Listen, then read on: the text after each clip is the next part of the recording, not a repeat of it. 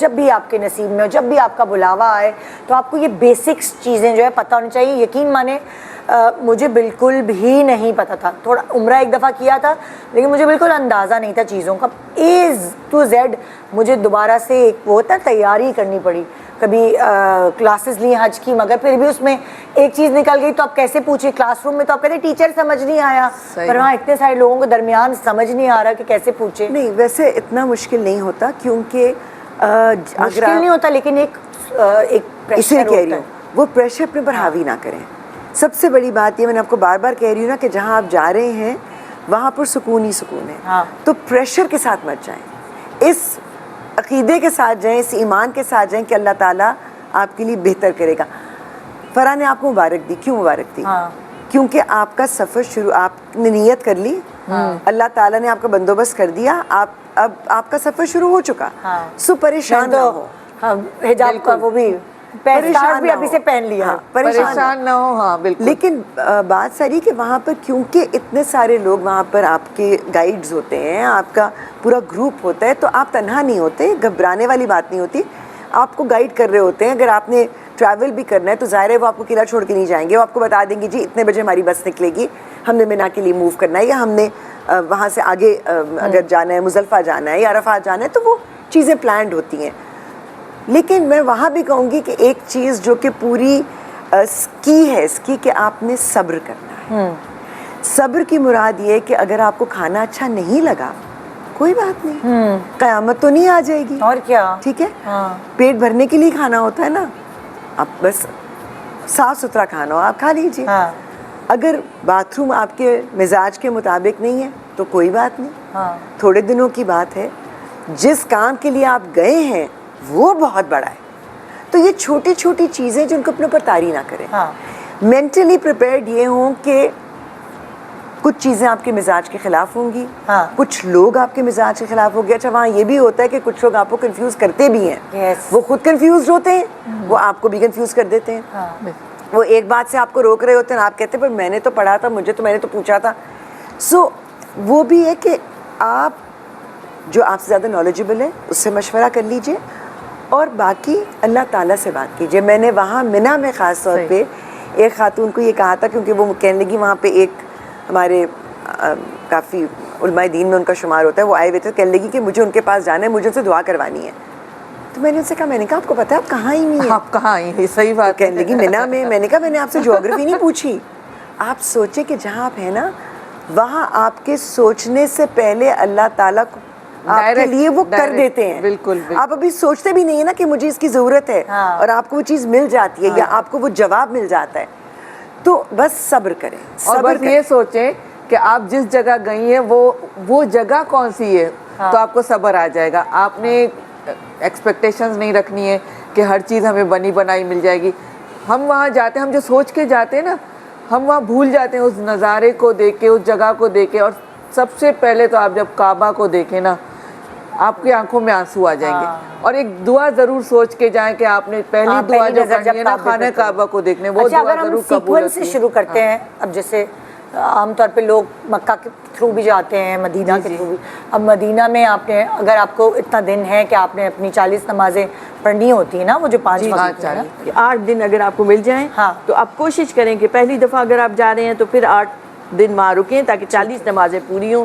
تو حضور اکرم صلی اللہ علیہ وسلم کی اس حدیث مبارکہ کی بشارت ہے کہ جو 40 نمازیں پڑھے گا گناہوں سے پاک ہو جائے گا، جنت کی بشارت ہے. تو پھر اس کے بعد جو ہم شروع کر رہے تھے 7 ذی الحج کا، حج کے ایام میں خصوصی طور پر بتانا چاہ رہی تھی کہ 7 ذی الحج کو آپ وہاں پہنچے منی میں. منی میں آپ نے رات گزاری، دوسرا دن پورا آپ نے گزارا. آپ نے 5 نمازیں. عمرے کی بات آپ بتا رہی ہیں؟ حج کی بات. حج شروع ہو گیا نا. نہیں، عمرہ ختم ہوا جی. اینڈ دین نیکسٹ آپ کہہ رہی ہیں 7 ذی الحج کو ہم پہنچ گئے منی میں. نہیں، عزیزیہ عمرے کے بعد نہیں عزیزیہ سے آپ نے منی میں جانا ہے 7 ذی الحج کو.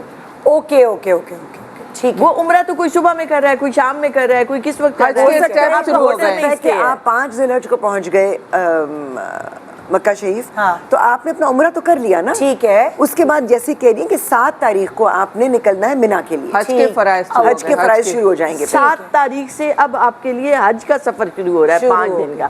اچھا آپ مجھے بتائیں کہ کتنا دور ہوتا ہے؟ جیسے لائک خانہ کعبہ جو ہے وہ جو ہے جب آپ پہلے عزیزیہ جائیں گے ہوٹل میں اپنا سامان ہوٹل میں رکھیں ہی گے آپ وہاں احرام پہنیں گے نا, وہاں احرام تو وہ کتنا عزیزیہ کتنا دور ہے؟ اگر آپ مجھے کراچی میں ہیں ہم نہیں تو عزیزیہ سے ہم حرم پاک میں آتے تھے تو تقریباً آدھا گھنٹہ گاڑی پہ لگتا تھا. اچھا زیادہ دور نہیں ہے, آپ ایسا ہے جیسے گلشن سے ڈیفینس, زیادہ دور اتنا ٹائم لگتا تھا عزیزیہ سے. اگر عزیزیہ میں اسٹے ہے تو بہت سارے جو پرائیویٹ پیکیجز ہیں ان کے تو کلاک ٹاور قریب وغیرہ بھی ادھر ہی ہیں, ہوتے ہیں. حرم کے قریب. نہیں, میرا کہنے کا مقصد ہے دیکھیں جب آپ کہہ رہی ہیں 7 ذی الحج کو ہم پہنچ رہے ہیں منا میں, ٹھیک ہے, منا اور عزیزیہ میں کتنا دور وہ ہے؟ بھی تقریباً اتنا ہی ہے.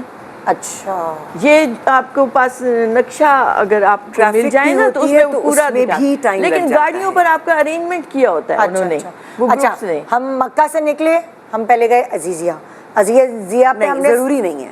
اگر آپ کا ہوٹل جہاں بھی ہوگا نا, اگر آپ کا ہوٹل مکہ میں ہے تو آپ مکہ سے سیدھا اپنا احرام باندھ کر منا چلے جائیں گے.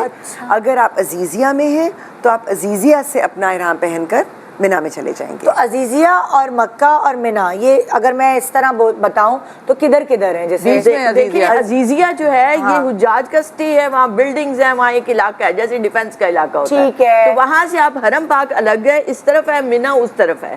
منا سے قریب ہے عزیزیہ جو ہے, ہاں جی, اور وہاں سے جمرات کرتے ہیں تو آپ عزیزیہ آپ کو قریب پڑتا ہے, تو حرم تھوڑا دور پڑتا ہے. جیسے ہمارا ہوٹل عزیزیہ میں نہیں تھا تو منا سے جب ہمیں آنا تھا اپنا احرام جو ہے اتارنے کے لیے تو ہم مکہ واپس آئے تھے کیونکہ ہمارا ہوٹل مکہ میں تھا. تو اس میں بھی یہ تھا کہ کبھی گاڑی آپ کو ملتی ہے, کبھی نہیں ملتی, کبھی ٹریفک کتنی زیادہ ہوتی ہے بمپر ٹو بمپر. بالکل. تو ہم نے کہا چھوڑو, کون گاڑیوں میں جائے, 2 گھنٹے پیدل نکل جاؤ. تو ہم پیدل آ گئے الحمدللہ.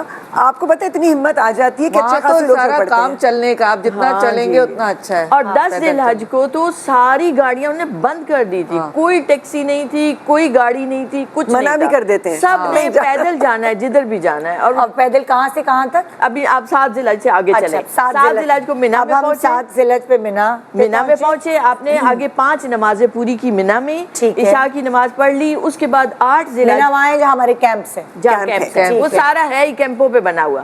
وہاں حضور نے کیمپ میں قیام کیا تھا, وہاں کی رہائش ساری کیمپوں میں ہے, آپ کو کیمپ میں ہی رہنا ہے. چھوٹے بڑے کیمپ ہیں تھوڑا تھوڑا فرق کے ساتھ, 3 دن رہنا ہے وہاں. ہاں جی. تو اب آپ نے 8 تاریخ کی رات کو وہ آپ کو لے کے عرفات لے جائیں گے. اب کسی کا ٹرین پر ارینجمنٹ ہے, اب اس وقت حجاج ساروں کا پچھلے سال ٹرینوں پر ارینجمنٹ تھا سارا, تو میٹرو ٹرین چلتی ہے, وہ 10 منٹ میں آپ کو عرفات پہنچا دیتے ہیں. عرفات میں بھی کیمپ لگے ہوئے ہیں پورے, جیسے آپ کو منا میں کیمپ تھے اس سے کہیں بڑے, 2 گنا بڑے, 3 گنا عرفات میں بھی کیمپ. آپ سے جیسے شادی کا پنڈال ہوتا ہے نا, اتنے بڑے بڑے کھلا مطلب ایک تصور جیسے یہ تھا, جیسے میں بھی جا رہی تھی کہ روز محشر جیسے ساری دنیا ہے ایسے, اب سارے لاکھوں حجاج بیٹھے ہوں گے کھلے آسمان تلے, ایسا نہیں ہے.